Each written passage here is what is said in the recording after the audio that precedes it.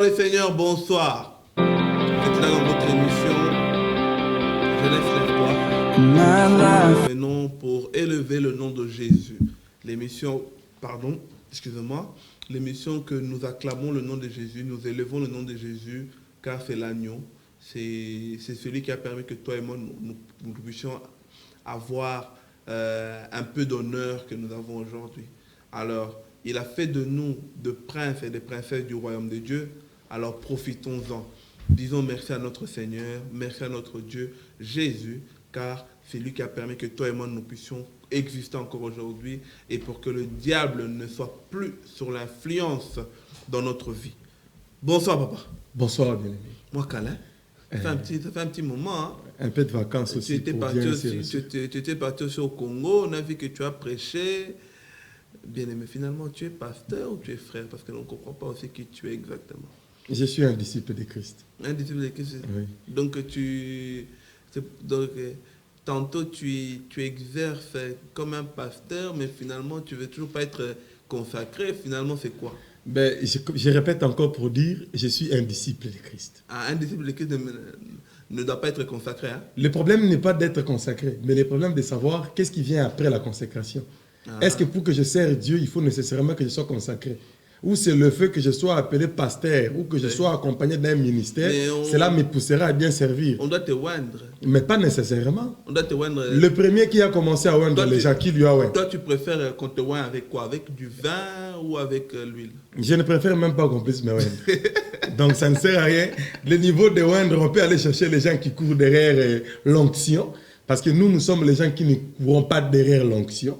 Alors, parce que l'onction, il y a des recommandations, comment il faut le faire pour l'obtenir. Ah bon? Ah, la Bible dit, pour avoir l'onction, on disait, tu vas aller, tu prendras la corde, tu mettras l'huile, tu vas oindre. Donc l'onction n'est pas quelque chose... Donc il y a toujours des cultes tout autour de l'onction. Tu excites les gens à courir derrière l'onction, non à courir derrière, parce que tu viens de dire qu'on doit suivre, on doit chercher l'onction. Non, j'ai dit, je ne suis pas parmi ceux qui cherchent l'onction. C'est différent. Il y a des gens qui cherchent l'onction. Mais il faut maintenant qu'ils arrivent d'abord à comprendre c'est quoi l'onction. C'est quoi l'utilité. On ne peut pas seulement courir derrière quelque chose qui, une fois que tu l'as, tu ne sais pas comment l'utiliser. Moi, je ne cours pas derrière l'onction. Mais moi, j'aimerais ouvrir une parenthèse. Il y a 20 ans en arrière, on peut dire, partons un peu 20 ans en arrière, c'était, on va dire, un frère n'aurait jamais osé peut-être d'organiser un événement, que ce soit lui la tête, et qu'il exerce le ministère d'un ministre de Dieu. Il exerce les services d'un ministre de Dieu. Mais quand tu regarderas, c'est un frère. Mais aujourd'hui, ça devient courant de simples frères que Dieu utilise, mais qu'ils organisent des séries d'événements comme des ministres de Dieu. Finalement, c'est-à-dire que on n'a plus besoin de devenir ministre de Dieu pour organiser quelque chose ou pour exercer le service ou comment? La première des choses, c'est un enfant qui vit dans une maison où il n'y a pas l'ordre. C'est ça. C'est-à-dire, moi, je ne peux pas vivre chez mon père et je commence à organiser la fête dans la maison de mon père ou c'est moi qui deviens le garant de cette fête-là. Il y a toujours une autorisation. C'est-à-dire, j'en parle avec le père. Si le père est pour, on organise. Et si on organise chez nous, pas dehors. Quand on veut organiser dehors, c'est-à-dire, ça devient autre chose. Ça devient autre chose que je ne veux pas intervenir dans cette histoire-là. Mais il y a un problème dans cette génération de hommes de Dieu qui ne sont plus encadrés. J'aime bien dire ces mots-là tout le temps, qui ne sont plus encadrés. Pourquoi ils ne sont plus encadrés?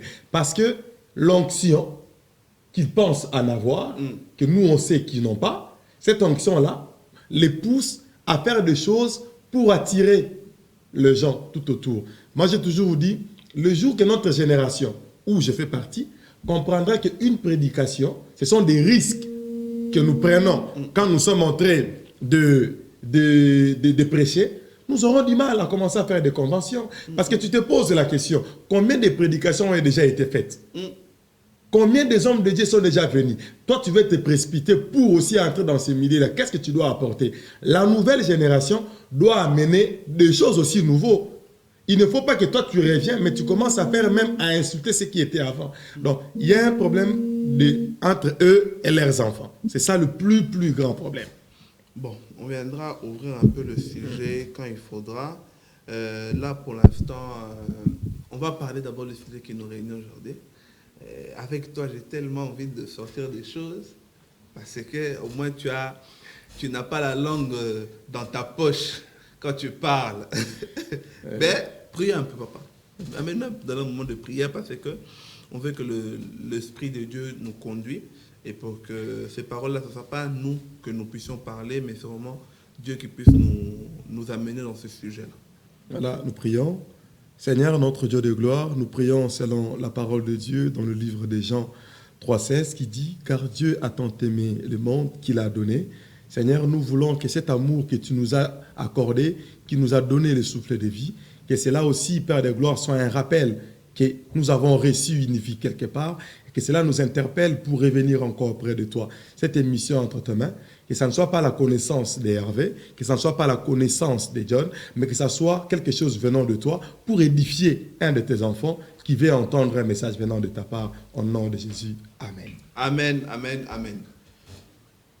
Frère, maintenant, j'ai envie quand même qu'on puisse parler d'un sujet qui est quand même assez important. On va comprendre aujourd'hui la différence entre l'homme ou la femme de sa vie par rapport à l'amour de sa vie. J'ai envie que tu prennes le temps parce qu'il faut faire attention. Oui.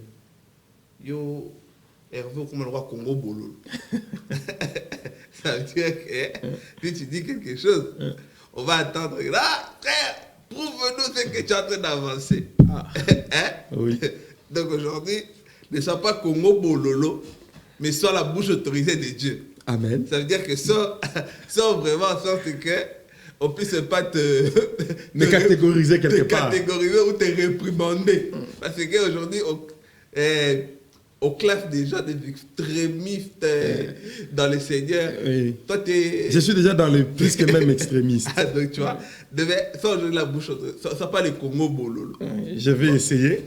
Explique-moi d'abord, dans les deux définitions-là, qui est l'homme ou la femme de sa vie? Définis-nous d'abord ça. Dans la définition, les deux choses marchent ensemble. Mais c'est ce qui se passe dans cette relation-là qui finit par nous donner la définition de dire c'est l'amour de ma vie ou c'est l'homme de ma vie. Parce que tu peux avoir l'homme de ta vie sans l'amour dans un couple. C'est-à-dire tu vis avec quelqu'un dans la même maison, vous avez des enfants, vous sortez, vous faites des courses, mais il n'y a pas l'amour. Et c'est ça où on parle de l'homme de ma vie. Vous êtes dans la même vie, vous vivez ensemble, vous êtes toujours là. Les autres disent, faute de mieux, navandanae. Je n'ai plus de choix, nasina mesani nae. Alors, c'est un peu comme nos parents, nos grands-parents. Voilà, on peut dire. C'est-à-dire que on les choisissait. On lui a forcé une histoire. Il s'est retrouvé dans un couple ou dans une relation où la personne n'est pas amoureuse. C'est-à-dire, mais tu es dans une relation qui engage l'amour, mais toi, tu n'es pas amoureux ou amoureuse dans cette relation-là. Donc, du coup, vu que tu ne vis pas l'amour, mais tu vis avec quand même l'homme de ta vie. C'est ça la nuance. Mais par contre, autrement, c'est-à-dire que quand tu croises l'amour de ta vie, automatiquement, cette personne-là, qu'elle soit homme ou qu'elle soit femme, cette personne est en même temps l'amour de ta vie et l'homme ou la femme de ta vie. Et dans cette relation, on sent l'amour qui est réciproque. On sent l'amour exagéré. On sent l'amour qui s'exprime. On sent c'est les gens qui ont déjà fait 20 ans de mariage, mais qui s'aiment. Ils sont toujours amoureux l'un à l'autre. Envie encore de se redraguer. Envie encore de se dire de belles paroles. C'est-à-dire c'est un amour qui naît tout le temps. Et là, on parle de l'amour de ma vie. Car l'amour n'a pas de fin. Maintenant, dans la première question, tu as répondu aux deux. Dieu merci. Lorsque tu expliques ça, tu te bases sur quoi? Lorsque j'explique ça, il y a quelqu'un, j'ai toujours l'habitude d'écrire sur Facebook. Quelqu'un est venu me dire que je suis trop un philosophe. C'est-à-dire que je pousse trop la philosophie, trop de la pensée.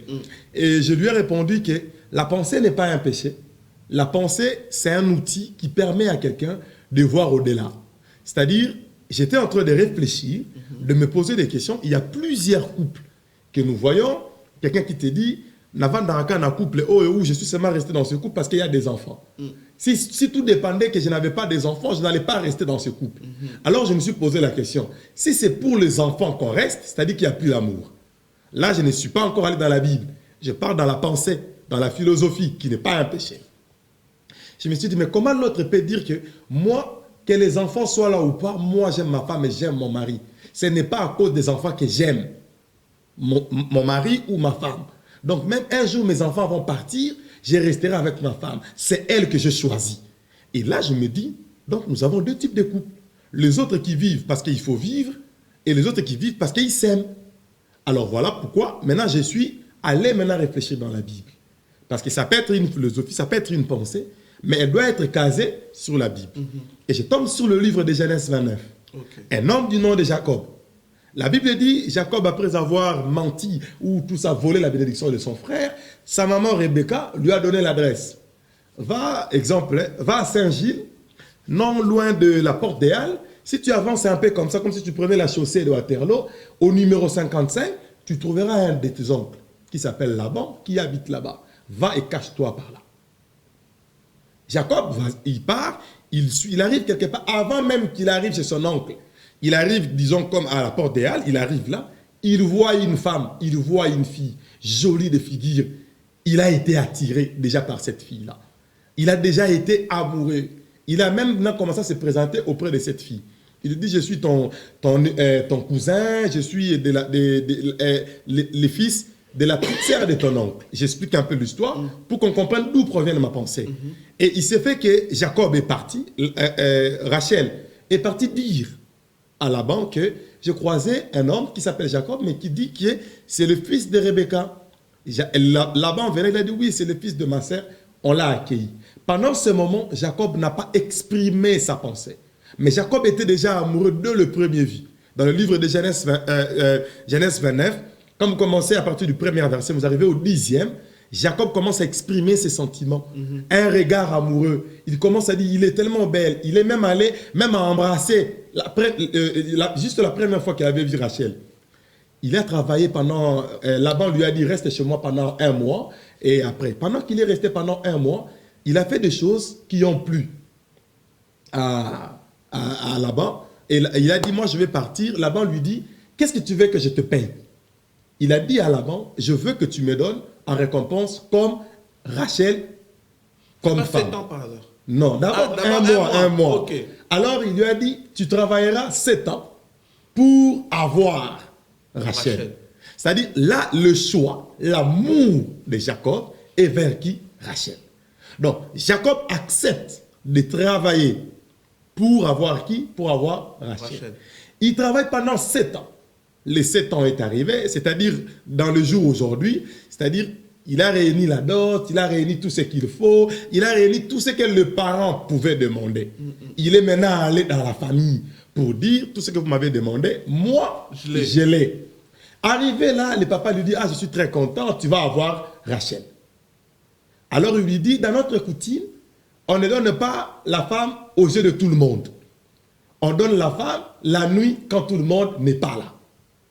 Jacob dit, oui, j'ai confiance, c'est mon oncle, il peut pas. Il n'avait même pas une pensée qu'on peut lui proposer quelqu'un d'autre. Parce que lui, c'était Rachel ou rien. Il y a eu une fête. Après la fête, Laban s'arrange avec ses serviteurs pour amener Léa à la place de Rachel. C'est-à-dire, on va à l'encontre de son choix. Et la nuit, il ne savait pas voir. On lui a amené une femme couverte, comme nos frères musulmans ont toujours les femmes qui sont voilées. Léa était voilée. Et Jacob est parti la nuit, ils se sont, voilà, tout ce qui s'est passé la nuit. C'est le matin qu'il se rend compte que ce n'était pas Rachel. Qu'il a connu. Qu'il a connu quelqu'un d'autre, qui est Léa. Il va aller voir Laban. Il lui dit, tu m'as donné celui qui n'a pas été mon choix. C'est-à-dire celui qui n'a pas été mon amour.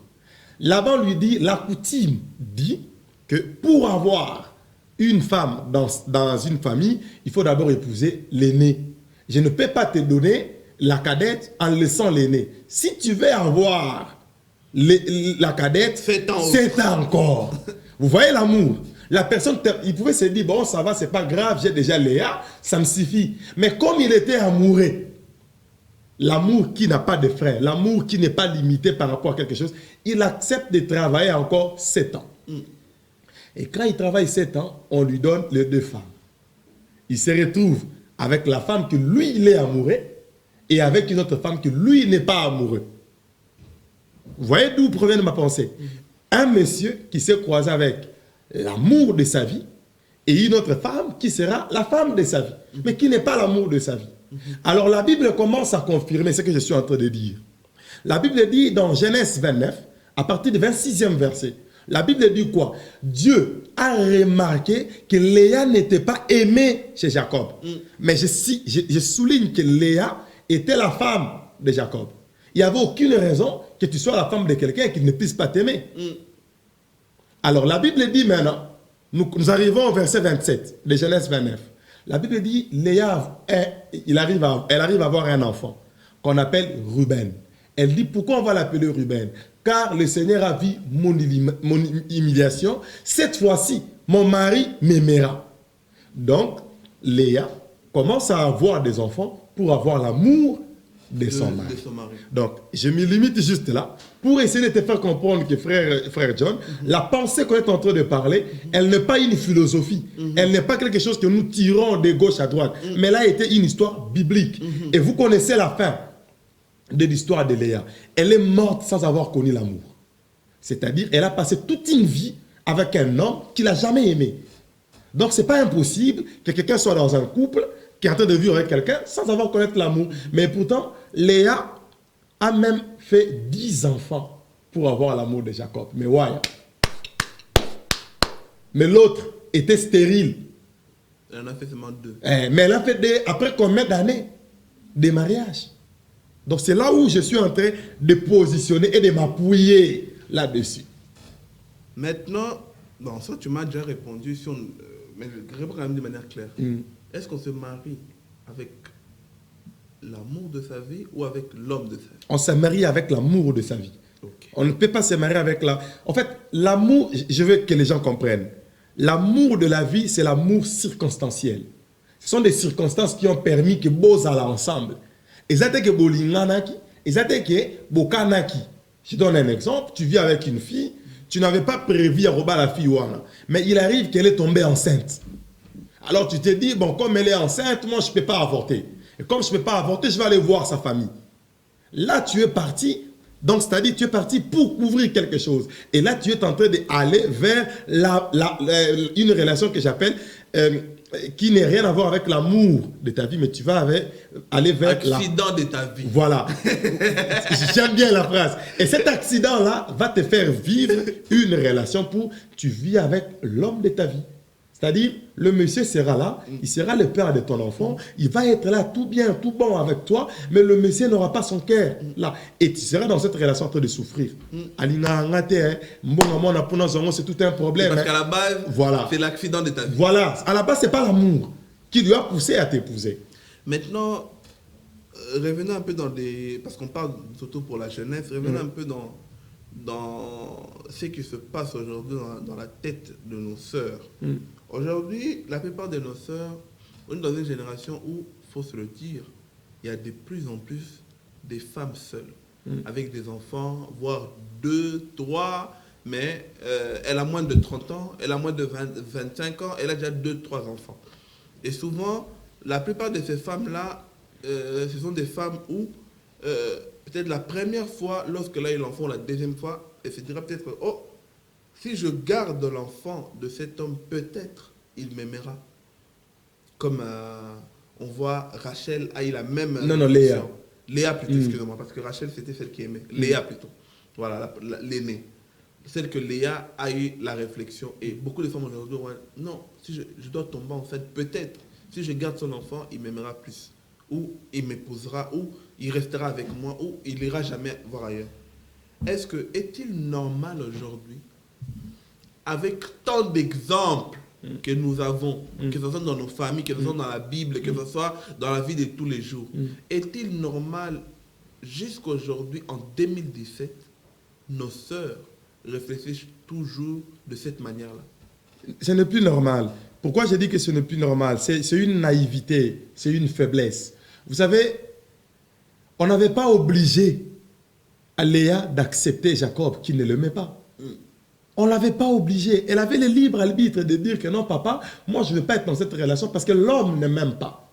Et Léa ne pouvait pas comme ça se dire que non, je veux racheter son cœur par rapport aux enfants. Vous savez, quelqu'un a dit, est-ce que tout ce que nous voyons ici dans le monde, ça a déjà existé? Je lui ai dit oui. Quelqu'un m'a dit, mais il n'y avait pas de WhatsApp.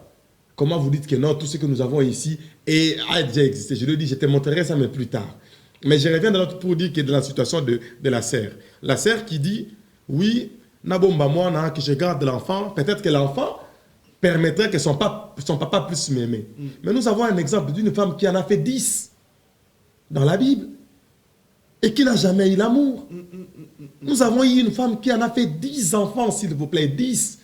C'est-à-dire qu'elle est partie à la maternité 10 fois. Et à chaque fois qu'elle faisait des enfants, la Bible dit que Léa réclamait en disant, cette fois-ci, le Seigneur verra et cette fois-ci, mon mari m'aimera. Donc, à chaque fois qu'elle faisait un enfant, elle se disait que oui, je lui donnerai même, voilà, je donné le nom de son oncle, comme ça il va m'avoir. C'est-à-dire, je dis à une sœur, moi je dis, il faut assumer ses erreurs, il faut assumer ce qu'on a accepté comme accident, et de ne pas rester bloqué dans une situation qui peut t'empêcher de connaître le bonheur dans la vie. Parce que le problème n'est pas seulement... Il y a un langage chez les filles. Non, moi je ne veux pas avoir des enfants avec plusieurs hommes. Je préfère que ça soit toujours lui, même si je n'aurai pas le bonheur, mais mes enfants auront un seul père. C'est bien bon, cette pensée-là. Les enfants auront le même père, mais est-ce que toi, tu auras le bonheur? As-tu pensé à toi? Et tu penses que si toi, tu n'as pas le bonheur, tu éleveras bien ces enfants? La plupart des femmes seules, on en connaît quelques-unes. Et ils ont toujours un manque. Il y a toujours l'équilibre qui manque. Il y a toujours un souci qui manque quelque part. Pourquoi? Ça y est un problème de décision. Tu peux commettre l'erreur, tu as eu un enfant une fois, tu as eu 2 enfants une fois dans ta vie. C'est-à-dire, tu te dis non, stop. Maintenant là, je ne veux plus aller dans les sentiments. Je veux vraiment avoir l'amour de ma vie et non pas l'homme de ma vie. Car l'homme de ma vie peut être avec moi sans avoir à m'aimer. C'est comme nous voyons aussi, il y a aussi des deuxième femmes, troisième femmes. L'homme est là, peut-être qu'il ne le voit jamais. Nécessairement pour lui donner 100 € ou 1000 € pour payer le loyer. Mais il n'y a pas de relation qu'un couple peut vivre là-dedans. Maintenant, prenons un peu quelques cas concrets. Parlons un peu, parce qu'on parle de choix. Oui. On parler de choix, on parle un peu de choix. Aujourd'hui, on est dans une génération où ce n'est plus les parents qui choisissent pour nous l'homme ou la femme qu'il nous faut, ou le choix de la personne, mais c'est la personne elle-même avec son Dieu. Maintenant, quels sont les avantages et les inconvénients que peut-être aujourd'hui, grâce à ce changement-là, qu'on peut dire, c'est avantageux, ou il y a aussi des inconvénients, si tu peux dire, par rapport à avant? Personnellement, il y a des inconvénients. Et des avantages. Oui, je commence d'abord par les inconvénients, frère John. Je commence d'abord par les inconvénients. On viendra. On viendra. Il y a les inconvénients. Vous savez, à l'époque, il y avait moins de divorces. À l'époque, il y avait moins de grossesse. Mais il y avait moins d'amour aussi. Tu permets. Oui, je sais que tu attends. Tu as déjà une partie où tu veux que je puisse répondre. Je ne viendrai pas là, c'est pas grave. Donc, à l'époque, il y avait moins de divorces. À l'époque, il y avait moins de femmes saines. À l'époque, il y avait moins de filles mères. Pourquoi? Parce qu'à l'époque, c'était moi et le frère John, on se connaît. Nos enfants vont grandir ensemble pour finir par se marier.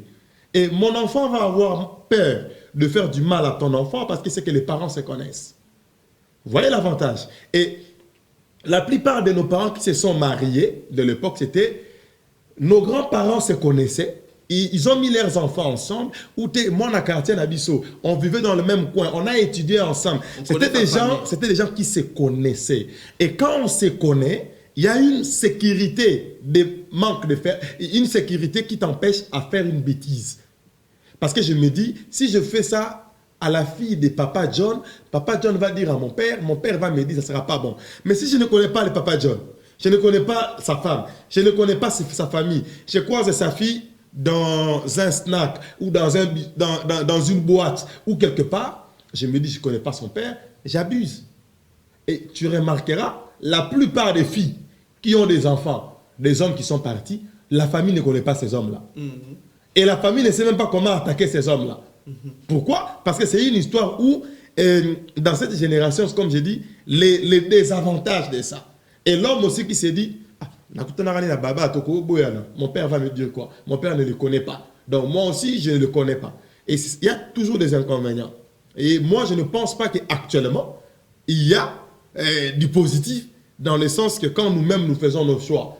Mais regarde bien, la plupart des couples qui durent pendant très longtemps, même de nos jours, soit ils ont étudié ensemble, ils se sont connus quand ils étaient enfants, ça fait 10 ans de connaissances avant d'être dans une relation. On se connaît déjà. Mais la plupart des relations qui ne durent pas, c'est des relations de 3 mois, 4 mois, 6 mois, et puis on entend des histoires, quoi.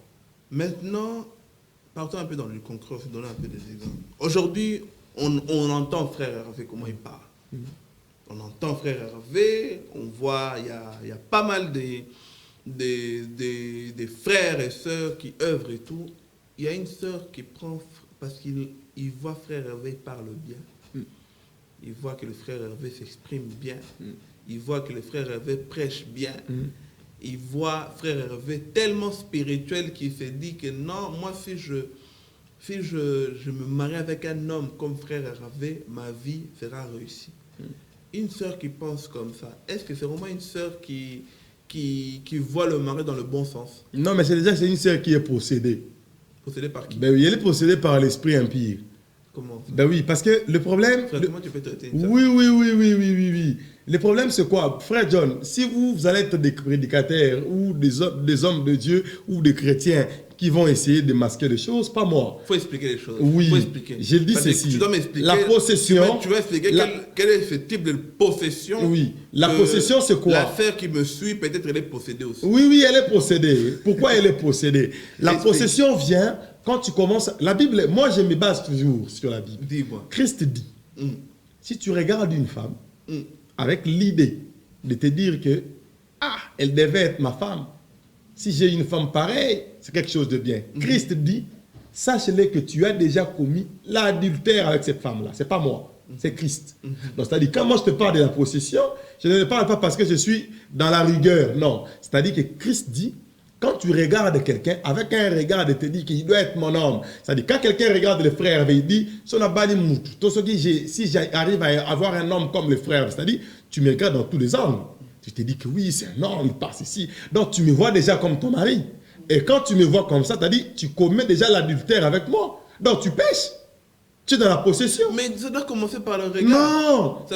Frère John, quand on parle de la possession, vous savez quand la Bible dit la convoitise, les regards et la convoitise, ce n'est pas la même chose. Quand on convoite quelque chose, on pense. Et on veut obtenir cette chose-là. Je peux regarder une fille et dire, elle est jolie. Je ne l'ai pas convoitée. J'ai apprécié une beauté quelconque, point barre. Mais je ne suis pas allé pour dire, Azakito, quoi, cette fille-là, s'il est vraiment ma femme, avoir une femme comme elle, regarde comme... Il y a aussi des sœurs qui prêchent. Moi, je ne peux pas rester là, je commence à dire, comme elle prêche là, une prédicatrice avec un prédicateur, ça sera vraiment un couple. Non.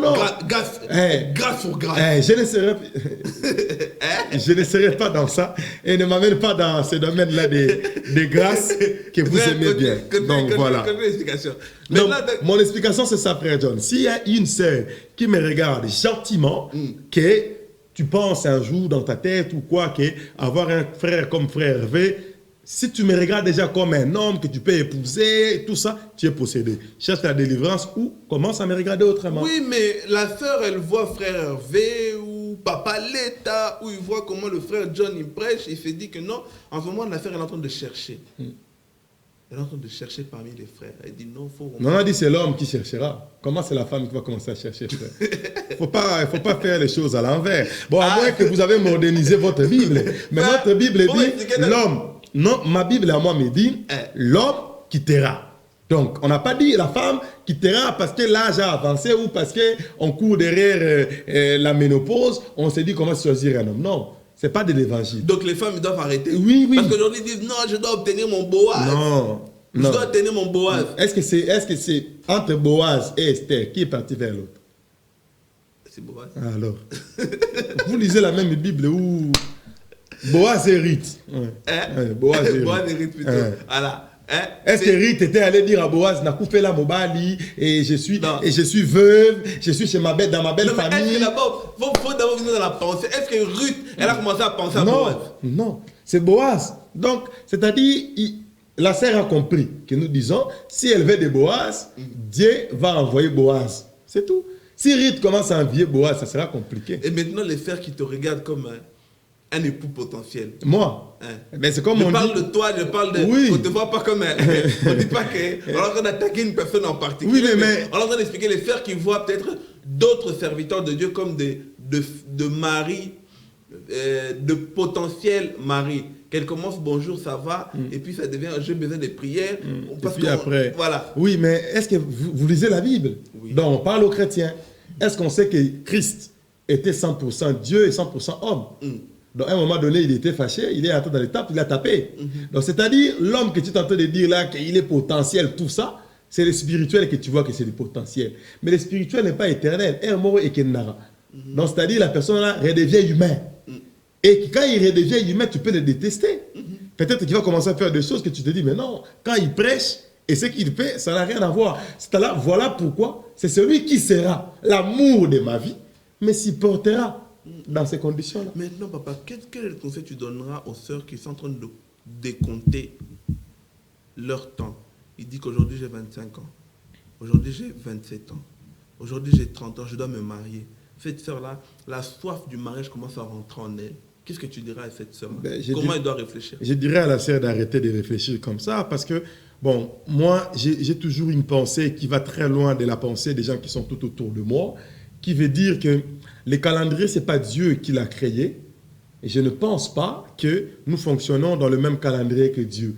Et je ne pense pas que nous avons le même âge selon les calendriers de Dieu. Je ne pense pas, c'est ma pensée. C'est-à-dire pour dire que ce n'est pas parce que les calendriers que nous utilisons parlent de 12 mois est égal à 1 an et que Dieu aussi compte aussi 12 mois est égal à 1 an. C'est-à-dire on n'est pas dans le même calendrier. Et si je suis chrétien, j'ai un calendrier des enfants de Dieu et que la Bible dit Abraham avait autant d'années et qu'à la même époque.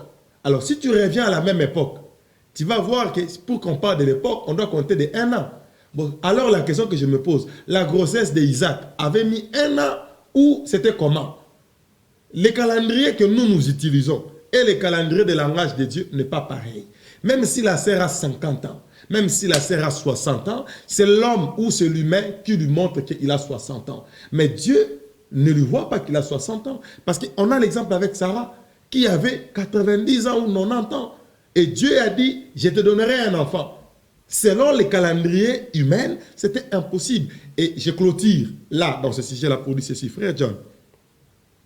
L'enfant, l'homme, la femme n'amènent jamais quelqu'un au ciel. C'est 3 choses ou c'est 2 choses peuvent amener quelqu'un à l'enfer. Les enfants ou l'homme ou la femme peuvent amener quelqu'un à l'enfer. Si, comme je suis un homme de Dieu, si j'épouse une mauvaise femme, je peux aller en enfer. Même si je prêche la parole de Dieu. Parce qu'un jour, ça peut arriver que je suis en colère contre la femme que j'ai épousée, qui n'arrive pas à partager, à comprendre la pensée. Ça, je le dirai à la fin pour comprendre les quelques signes qui prouvent que c'est l'amour de ma vie. Et si tu épouses une femme qui ne correspond pas à ta vision, tu peux faire une crise cardiaque. Tu peux devenir un homme de Dieu qui est colérique à tout moment. Et que quand tu es dans la colère, tu n'es pas avec Dieu. Dieu peut se fâcher contre toi et tu peux aller en enfer. Et maintenant, papa, parce que nous tendons petit à petit vers la fin, comment être sûr que lorsque tu as fait un choix, Dieu l'a adhéré? Comment tu peux être sûr de ça? Bon. Le problème, que quand on fait un choix, comment être sûr que Dieu a adhéré? Le problème de choix ou le problème de l'amour, il y a ce qu'on appelle, même nous, on ne parle pas d'abord sur le plan spirituel. Bon, ce que je veux dire que ça ne choque pas les gens. L'amour n'a jamais été spirituel. L'amour, quand tu dis à quelqu'un je t'aime, il n'y a rien de spirituel. Les Bakongo, ils disent Nzol. En soi, il dit Mapendo. C'est-à-dire... chez les Bangala, là où papa l'État il vient, j'ai oublié comment on dit ça. Mais l'amour là, que les Anglais disent love. Chez les Français, on dit l'amour. Chez les Allemands, ils disent ich liebe dich. Donc, les Portugais disent amour. Amour. Et ça la spiritualité. Non, ce n'est pas spirituel. On n'aime pas une personne par la spiritualité. Et fait qu'ils viennent draguer en esprit alors. Non, c'est une fausseté. C'est une fausseté. C'est une fausseté. Donc c'est pour dire. Les frères qui viennent. C'est comme je dis, c'est pas pour l'air choqué. Mais les frères qui viennent dire, le Seigneur m'a dit. Non, mais ça c'est des histoires. C'est des aventuriers. C'est des histoires. Mais voilà pourquoi j'ai dit que. Le mot les aventuriers. C'est des aventuriers. Oui, c'est les aventuriers. Alors. L'amour, comme l'amour n'est pas spirituel, elle est charnelle, l'amour, elle est réciproque, elle se sent, frère John. Quand tu aimes quelqu'un, tu n'as pas besoin de lui dire que tu l'aimes. Il va le sentir, il va le voir, Et quand tu n'aimes plus quelqu'un, la personne va te dire, j'ai senti que tu es devenu indifférent, tu n'es plus comme tu étais. Il n'y a pas de spiritualisme là-dedans. Même un enfant de 6 ans ou de 7 ans peut dire à son père, papa, j'ai remarqué que tu aimes Yanis plus que moi. Donc, il n'y a pas de spirituel. Donc, on ne nous amène pas dans le domaine d'amour que non, Zambaloba qui bolim. Rien, frère. Donc, frère qui n'est qu'au linga. Oui. Pourquoi les frères, ils n'osent plus draguer aujourd'hui? Oui, mais c'est parce on nous dit que les frères, ils n'osent plus draguer. Ils doivent être courageux. Il paraît que quand tu dragues, tu as l'esprit d'impudicité. C'est vrai ça? Non, l'impudicité, en fait, bon. Comme on n'est pas venu pour parler de l'impudicité. Il faut expliquer, éclaircir les choses. Comme on n'est pas venu pour parler de l'impudicité. Aujourd'hui, on parle de... Parce qu'on dit comment être sûr que le choix du conjoint est adhéré. Être un peu pour qu'on clôture là-dedans. John, je le répète. Bon, c'est comme on dit, je peux mettre ma main à couper. Mais quand je mets ma main à couper, je peux la retirer. Mais je dis toujours une chose. Si tu mets... je dis une chose que ceux qui me connaissent, quand j'arrive à dire ça, c'est-à-dire que c'est là où je suis calé. Je mets ma foi en G. Donc là, c'est plus que ma main. T'es grave à G. Moi, je mets ma foi en G. Et en mettant ma foi en G, je le répète et je le dis. L'amour, elle est charnelle. Aucun homme de Dieu peut venir dire ici qu'Alingara, moi, c'est une vision. Sora Alingara, une vision. Est-ce qu'Abalara, une vision? Abotisara, une vision. Babanesco, Koba Vina, une vision. C'est-à-dire, l'amour, c'est un problème de la chair. C'est-à-dire, il faut dire à quelqu'un des fois certaines vérités. Et voilà pourquoi j'ai dit, quand tu n'aimes plus quelqu'un, on peut te dire. Mais sauf que, ce que les gens doivent savoir, le diable combat le vrai amour. Et il peut essayer de diminuer l'amour dans un vrai couple. Et c'est là où le pasteur ou les hommes de Dieu viennent intervenir dans ce couple-là pour prier que l'amour ne s'éteigne point. Là, c'est différent. Mais ces deux personnes-là, d'abord, à la base, s'aiment. Mais si on a la ligne certé, c'est pas la ligne naïté. À ta pasteur, il y a télévision, ma bourbe, trop ligne naïté, frère. Donc, tu nous dis ici, si moi j'aime ma soeur, que ma soeur m'aime, c'est bon, on peut se marier. Mais oui, vous pouvez vous marier. Donc, Dieu n'a pas besoin d'adhérer dans cette relation-là. Il a déjà adhéré parce que vous vous aimez. Donc toi, tu définis que pour qu'un couple marche, il faut que l'amour règne. Ben oui, si. Mais papa est allé là, maman Béli. Voilà. Maman Béli de Tchaza. Nakutu nenga tosa l'émission aloba ki ango. Aba alobi nakutana na bolingo ya vina. Oh, papa est à pelota de l'ambula. Attends, depuis ton bala na ton kabana te. Et il va te dire que tu auras un problème. Mais le problème, c'est que tu as pourquoi? Parce que bolingo so les a. Mais ce bolingo les a la quantité. Frère, na lo bailo o moro. Bino tu bolingo angolu. Bino tu bolingo angolu. La ina lo belo la pona bino batu angolu. C'est différence c'est ani. Zambe nature na eza la grâce. Dieu n'est pas grâce. Dieu est amour, frère. Bible lobby, Dieu est amour. C'est qu'on a la grâce. Balobi Zambe asalaka. Au moins eloko osalaka ezala continuité. Mais loko osala tout le temps. Zamba za bolingo, mazangolute. Donc bino bozo vivre na kati ke Zambe asalaka bino. Mais c'est tout ça que na kati ya bolingo. Et quand je parle que Dieu est amour, si cet amour là est en nous, mais c'est fini, c'est Dieu. Pour expliquer, frère, ça c'est notre guerre. On reviendra sur ton sujet là de la grâce. La grâce, non mais c'est bien. Vous savez qu'il faut définir les choses. Moi et les frères, on aime beaucoup débattre et il faut éclaircir, c'est que la grâce c'est bien, mais la grâce, il faut savoir comprendre la définition de la grâce. Oui. La grâce c'est quelque chose d'immérité.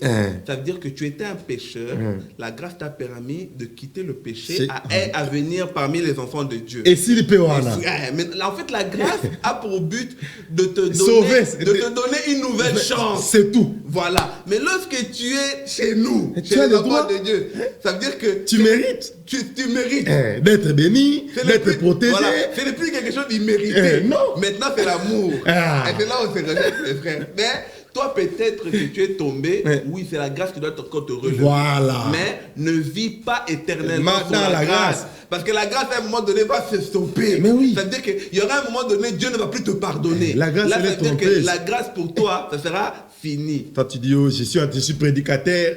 Après, je vais voir une protocole ici. Oui. Je vais aller coucher avec. Parce qu'on est. Mais ça veut dire que cette personne-là, pour être récupérée à nouveau, c'est par la grâce. Parce qu'il ne mérite pas le pardon d'une fois. Non, frère John. Bon, comme. Je vais juste te dire. Non, 30 secondes, on reviendra sur le sujet. Je demande vraiment, Papa Leta qui nous accorde un autre jour qu'on revienne avec le frère John pour expliquer et enlever la confusion sur les temps de la grâce. Et ces temps de la grâce, là, on reviendra. Je pense qu'il y a, comme on vient de compléter, en fait, il n'y a pas de confusion, il y a juste une mauvaise interprétation. La grâce, comme on vient de l'expliquer encore une fois avec notre frère, est que le frère ici, il fait partie des personnes que ils ont été rachetés par la grâce. Et ça, c'est limite là. Mais il a été racheté, mais maintenant, il vit dans le Seigneur. Moi, maintenant, je vis dans l'amour. La différence entre moi et vous, c'est ça, frère John. Maintenant, peut-être, frère John... Bon, je dis j'arrête là. Que Dieu vous bénisse abondamment. Qu'il vous bénisse aussi. Qu'il vous bénisse aussi. Mais en tout cas, ça a été clair par rapport à... Mais ceux qui ont des questions vont vous contacter. Vont contacter la foi en Jésus. S'il faut qu'on revienne, on reviendra. Si peut-être ça n'a pas été clair avec vous, n'hésitez pas, on va revenir pour truc. On va faire notre petit selfie pour terminer. Petit selfie habituel. Et je vais donner les 9 signes qui prouvent l'amour vrai. Je vais donner à frère John. Il va les mettre sur Facebook de Jeunesse. On va essayer de mettre ça. Papa, notre petit selfie ici. La photo de la différence entre l'amour de sa vie et la grâce de sa vie. Si vous voulez comprendre cette profondeur-là, venez demander à Papa Neta comment il fait avec Maman Belinda. Bolingwa via Moutou. Voilà, selfie. Que Dieu vous bénisse abondamment. Amen. Bien-aimés, ne vivez pas avec l'amour. Et surtout, ne continuez pas dans une relation par accident. La personne qu'il te faut dans la vie, elle t'aimera dès le premier jour jusqu'au dernier jour. Faute de mieux. Ne persiste pas dans une relation que la personne ne t'aime pas. L'amour doit être réciproque. L'amour doit être réciproque. Oui. Mais ça ne veut pas dire que là où il y a l'amour, il n'y a pas de problème. Les problèmes arriveront.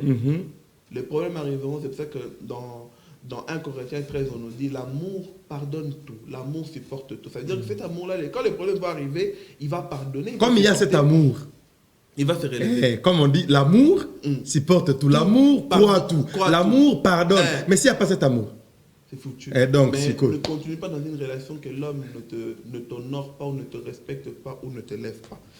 Que Dieu vous bénisse abondamment. Si vous avez des questions, n'hésitez pas. RTF Jeunesse Lève-toi est là pour vous. Écrivez. Si frère Hervé vous a choqué, n'hésitez pas.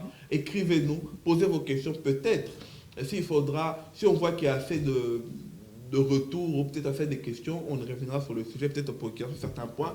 Mais sinon, si vous avez été béni, n'hésitez pas de nous écrire aussi pour nous confirmer. Entre-temps, si le Seigneur ne revient pas, on est encore là, chaque lundi, chaque jeudi, dans votre chaîne, la chaîne de la vérité qui libère toujours, www.tvlafonjésus.net et aussi sur le bouquet Orao TV, la chaîne 8, et aussi sur nos lives Facebook. Donc, vous tapez RTFJ, vous allez voir tous nos Facebook officiels, ils seront affichés, notamment celle qui gère cette émission-là, c'est RTFJ Jeunesse Lève-toi. Entre-temps, soyez bénis, soyez prospères et que Jésus soit dans votre vie. Allez, bye bye.